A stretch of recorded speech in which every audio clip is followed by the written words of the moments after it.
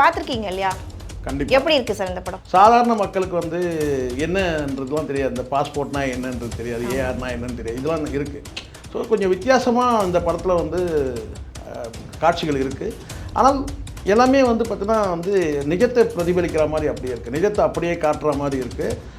கமர்ஷியலாக இது படம் வந்து வெற்றி அடையுமான்னு தெரியல. ஏன்னா இங்கே கமர்ஷியலாக வெற்றி அடைகிறதுக்கு பல வந்து பார்த்தீங்கன்னா நிலைப்பாடுகள் தேவை. அறியப்படுற காவல்துறையில் வந்து அவர் வந்து வேலையை ரிசைன் பண்ணிட்டு வந்திருக்கிறாருன்னா அவர்கிட்ட எவ்வளோ கதைகள் இருக்கும்.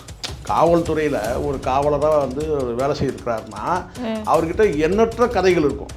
இந்த படத்தில் மூணாவது ரமேஷ் அந்த கேரக்டர் வந்து பார்த்தீங்கன்னா ஹார்ட் பீட் அடிக்கும் அப்படியே.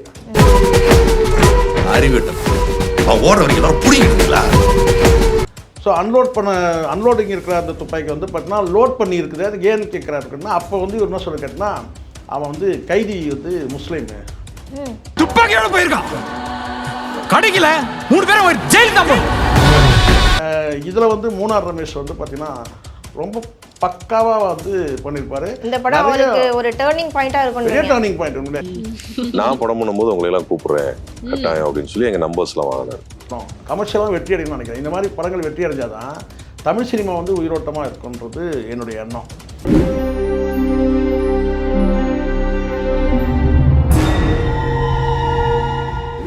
ஆடுகளும் நேயர்களுக்கு அன்பு வணக்கம். இன்னைக்கு நம்மளோட சிறப்பு நிகழ்ச்சியில் நம்மோடு இணைந்திருப்பவர் மூத்த பத்திரிகையாளர் திரு சேகுவாரா ஜெய்சங்கர் சார். வணக்கம் சார்.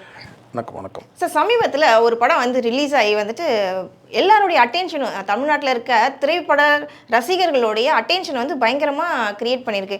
என்ன படம்னு பார்த்தீங்கன்னா சிறை.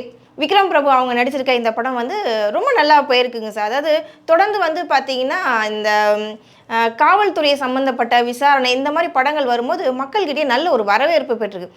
குறிப்பாக அந்த படத்தை பற்றி நம்ம ஒரு கேரக்டரை பற்றி தான் பேச போகிறோம். அதுக்கு முன்னாடி நீங்கள் இந்த படத்தை பார்த்துருக்கீங்க இல்லையா? கண்டிப்பாக. எப்படி இருக்குது சார் இந்த படம்? படம் வந்து வார்த்தைகளே இல்லை பாராட்டுறதுக்கு. அப்படி ஒரு படம். ஒரு புதுமையான காட்சிகள் வந்து இந்த காவல்துறையில் நடக்கக்கூடிய அந்த இது இருக்கு இல்லையா, அந்த நடைமுறைகள், நிர்வாக நடைமுறைகள்லாம் நமக்கு எல்லாமே தெரியாதுல்ல. நம்ம ஒரு பத்திரிகை துறையில் இருக்கிறதுனால சில விஷயங்கள் தெரியும். சாதாரண மக்களுக்கு வந்து என்னன்றதுலாம் தெரியாது, இந்த பாஸ்போர்ட்னா என்னன்றது தெரியாது, ஏஆர்னா என்னன்னு தெரியாது, இதெல்லாம் இருக்குது. ஸோ கொஞ்சம் வித்தியாசமாக இந்த படத்தில் வந்து காட்சிகள் இருக்குது. ஆனால் எல்லாமே வந்து பார்த்தீங்கன்னா வந்து நிஜத்தை பிரதிபலிக்கிற மாதிரி அப்படியே இருக்குது, நிஜத்தை அப்படியே காட்டுற மாதிரி இருக்குது. உண்மையிலேயே பாராட்டணும். வெற்றிமாறன் படத்தை பார்க்குற மாதிரியே ஒரு ஃபீலிங் இருந்துச்சு. அப்படி தான் அவர் வெற்றிமாறனுடைய உதவியாளர் இருந்தால் கூட வெற்றிமாறன் படத்தை பார்க்குற மாதிரி தான் வந்து டானாக்காரனும் கிட்டத்தட்ட வந்து நிஜத்தை நெருங்கிட்ட மாதிரி இருந்துச்சு. இது நிஜமாகவே இருந்துச்சு.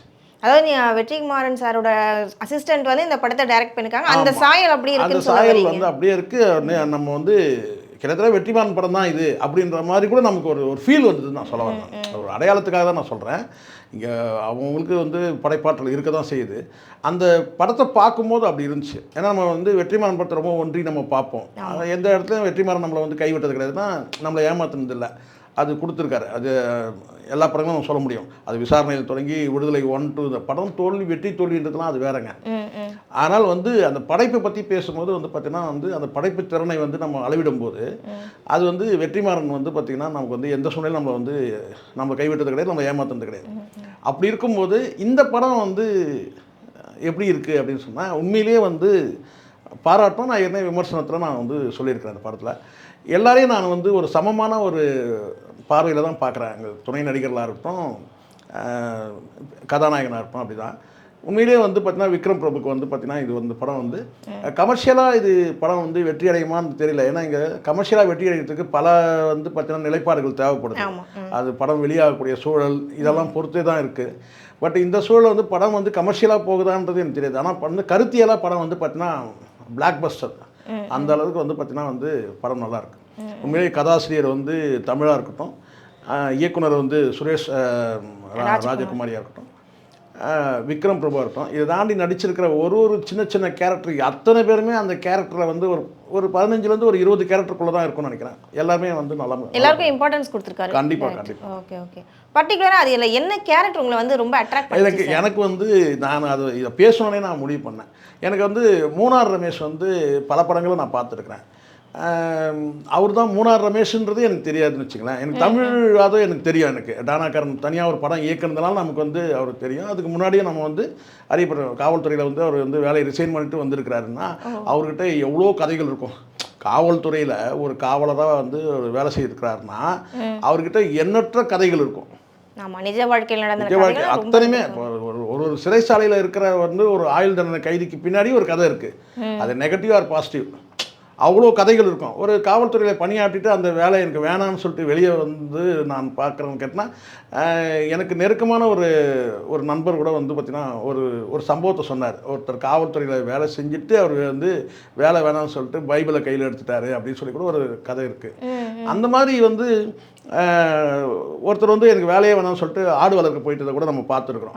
ஒருத்தர் எனக்கு வேலையே வேணாம்னு சொல்லிட்டு சினிமாவுக்கு வந்து தமிழை வந்து நம்ம பார்க்குறோம். சரி, வந்து அப்படி ஒரு இந்த காவல்துறையில் நடக்கக்கூடிய சின்ன சின்ன விஷயங்கள் கூட வந்து பார்த்தீங்கன்னா அவ்வளோ யதார்த்தமாக காட்டிப்பார் இந்த படத்தில் பார்க்குறேன். இல்லை மூணார் ரமேஷ் வந்து எனக்கு அவர் மூணார் ரமேஷ் நான் வந்து இந்த துணை கதாபாத்திரங்கள் வந்து பார்த்தீங்கன்னா மனசுக்கு டச் வச்சா அப்பா நல்லா நடிச்சிருக்கிறாருன்னு நினைப்பேன். தவிர அவங்க யார் என்னன்னு சொல்லி சர்ச் பண்ண மாட்டேன். உண்மையிலே நான் நேற்று வந்து பார்த்தீங்கன்னா வந்து இந்த கேரக்டர் வந்து யாருக்கிட்ட உடனே ஏன்னா நான் படம் பார்த்துட்டு அடுத்த அரை மணி நேரத்தில் எனக்கு ஃபிக்ஸ் ஆகிடுச்சு ஷூட்டு.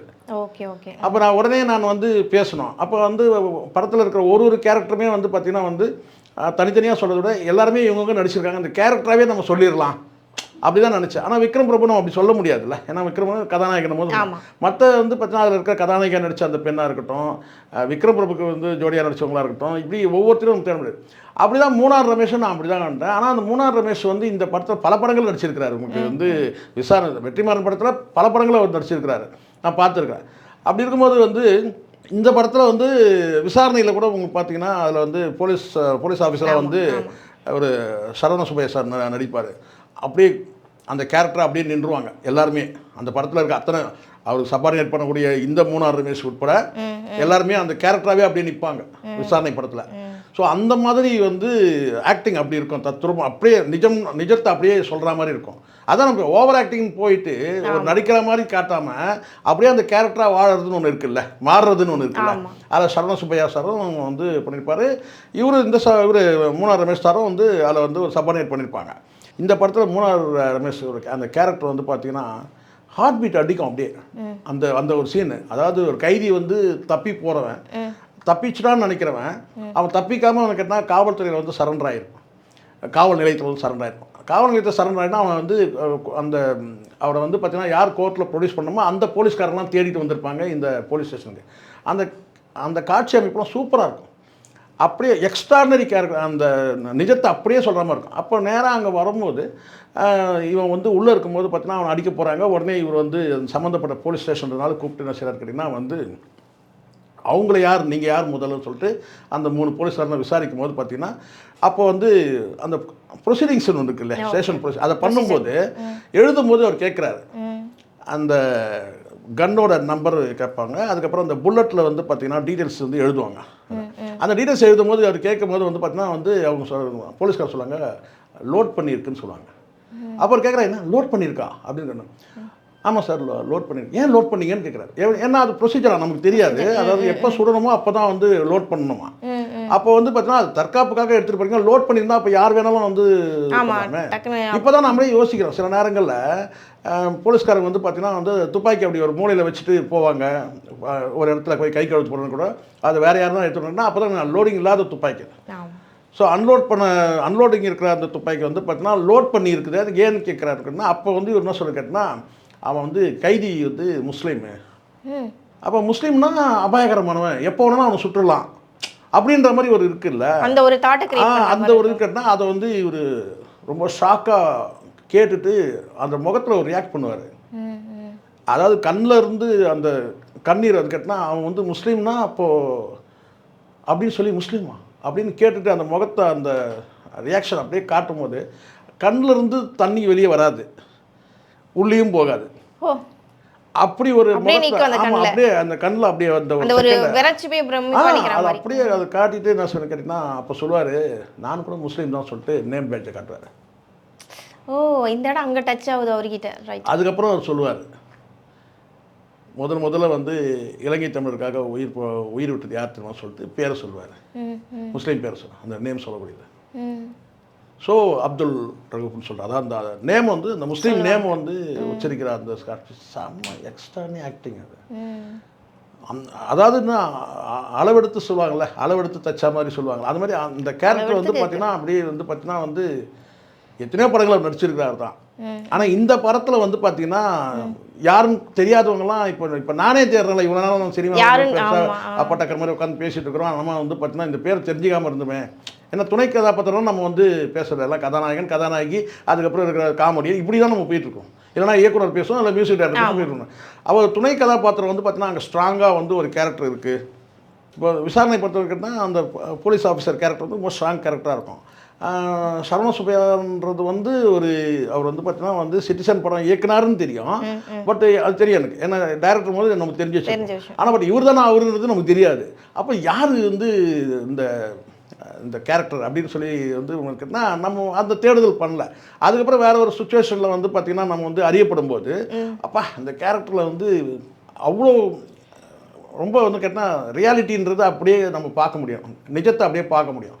அப்படி தான் வந்து இருக்குது. அது மாதிரி இதில் வந்து மூணார் ரமேஷ் வந்து பார்த்திங்கன்னா ரொம்ப பக்காவாக வந்து பண்ணியிருப்பார். இந்த படம் அவருக்கு ஒரு டேர்னிங் பாயிண்ட்டாக இருக்கும். பெரிய டேர்னிங் பாயிண்ட் உண்டு. ஏன்னா அதுக்கப்புறம் தான் அவர் வந்து அது ஒரு கனாக்காலம்ன்ற படத்தில் வந்து அவர் வந்து அந்த படத்தில் வந்து அறிமுகமாகி புதுப்பேட்டை படத்தில் வந்து பார்த்திங்கன்னா வந்து கடவுள் இருக்கான் குமார் என்ற அந்த கேரக்டர் வந்து அதில் தான் வந்து நமக்கு தெரியும். ஒரு ஒரு குணச்சித்திர கேரக்டராக வந்து அவர் வந்து ஒரு கேரக்டர் ஆர்டிஸ்ட்டாக வந்திருக்கிறாருன்றது நமக்கு தெரியும். அப்புறம் நிறைய படங்கள் நடிச்சிருக்காரு. வெற்றிமாறன் படத்தில் அவர் இல்லாமல் ஒரு படமே இருக்காது. அப்படி தான் நிறைய படங்கள் இருக்குது. இதில் வந்து பார்த்திங்கன்னா வந்து பரவலாக இந்த ஒரு கேரக்டர் வந்து பார்த்திங்கன்னா அப்படியே வந்து நிஜ போலீஸ் அப்படியே வாழ்ந்திருப்பார். அந்த கேரக்டரில் உருக்கமாகவும் இருக்கும் அந்த காட்சி, அவர் சொல்லக்கூடிய அந்த காட்சி நிஜத்தை பிரதிபலிக்கிற மாதிரி அந்த கேரக்டர் இருக்கும். தன்னை சந்தேகப்பட்ட நபர்களும் வந்து பார்த்திங்கன்னா வந்து அதாவது தன்னை மட்டும் இல்லை, தான் சார்ந்த மதத்தை சார்ந்தவங்களே சந்தேகப்பட்ட போலீஸை கூட வந்து பார்த்திங்கன்னா அவங்களுக்கு வந்து முறையாக வந்து வாகனத்தில் ஏற்றி அவங்கள கொண்டு போய் வந்து எங்கே அனுப்பணுமோ அங்கே அனுப்புறது, இதெல்லாம் ரொம்ப ரொம்ப டச்சிங்கான கேரக்டர். ரொம்ப நல்லா நடிச்சிருந்தார். இந்த படம் வந்து வெற்றி அடையணும்னு நான் நினைக்கிறேன். ஏன்னா கமர்ஷியலாக வெற்றி அடையணும், ஒரு கருத்தியலாக வெற்றி தான் அந்த படம். கமர்ஷியலாக வெற்றி அடையணும்னு நினைக்கிறேன். இந்த மாதிரி படங்கள் வெற்றி அடைஞ்சால் தான் தமிழ் சினிமா வந்து உயிரோட்டமாக இருக்குன்றது என்னுடைய எண்ணம். இதில் வந்து எந்த பார்வையும் தேவையில்லை. இது மதத்தை வந்து வலியுறுத்துகிற மாதிரியே இல்லை, மத வேற்றுமையை வந்து பார்த்திங்கன்னா வந்து மத துவேஷத்தை வலியுறுத்துற அப்படிலாம் இல்லவே இல்லை. ஒரு சின்ன ஒரு கருவாக எடுத்துக்கிட்டாங்க. 95 நடந்த சம்பவம். சிறையிலே ஒருத்தர் தொடர்ச்சியாக இருக்கும்போது அவங்களுடைய வாழ்க்கையில் ஏற்படக்கூடிய மாற்றங்கள் பிரச்சனைகள் அதுதான் படம் சொல்லுது. ஆனால் இது வந்து மத ரீதியான படம், இது வந்து சங்கிகளுக்கு எதிராக எடுத்த படம் அப்படின்ற பார்வையே தேவையில்லை. நாம் இந்த படம் பொறுத்த வரைக்கும் எனக்கு கேட்டால் வந்து ஒரு குறிப்பிட்ட ஒரு மதத்தை சார்ந்தவங்களை வந்து நம்ம வந்து குற்றவாளியாக வந்து நம்ம பார்க்கக்கூடாதுன்றது தான் இந்த படத்தில் வந்து ஒரு மையக்கரு, சின்னக்கரு. அதுலேருந்து ஏற்படக்கூடிய அந்த சம்பவங்கள் தொடர்ச்சியாக வந்து காவல்துறையில் ஒரு டிஸ்கிரிப்ஷன் பவர் வந்து எப்படியெல்லாம் வந்து ஒரு எளிய மக்களுக்கு வந்து உதவி செய்ய முடியும் அப்படின்றத படம் வலியுறுத்துது. அவ்வளோதான். ஓகே சார், தொடர்ந்து பேசுவோம். நன்றி. நன்றி.